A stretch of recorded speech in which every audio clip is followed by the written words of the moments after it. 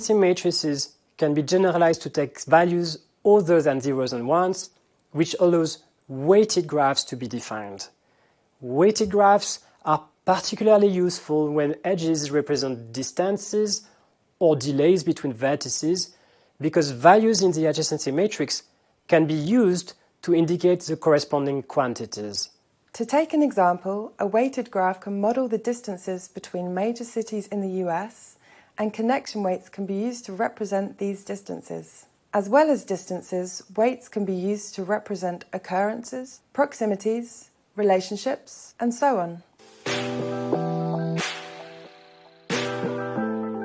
A path is an ordered sequence of edges that are distinct from one another and is obtained from a sequence of vertices by joining any two consecutive vertices in the corresponding edge.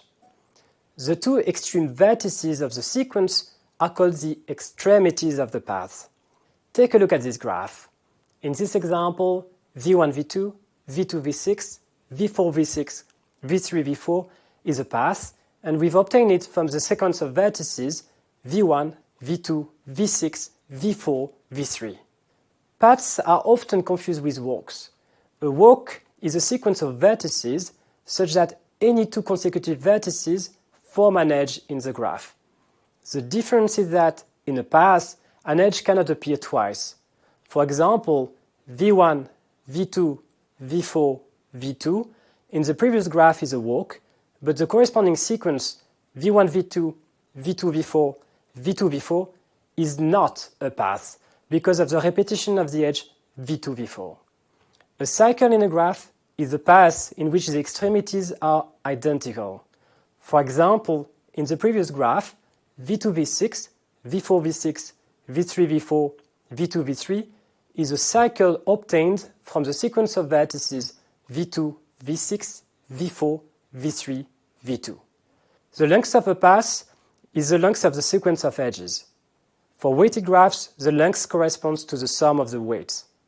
If there exists at least one path linking two vertices u and v, then there exists a shortest one. Most of the following lessons will be spent learning how to find the shortest paths between two vertices in a graph. Finally, a graph is said to be connected if any two vertices are extremities of a path.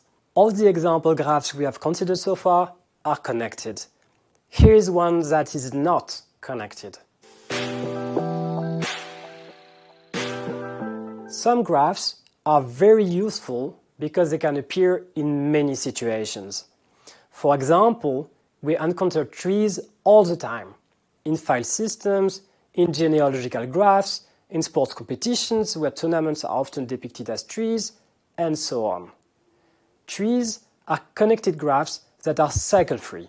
Note that trees are often confused with rooted trees, in which connected vertices have a specific relationship with one another.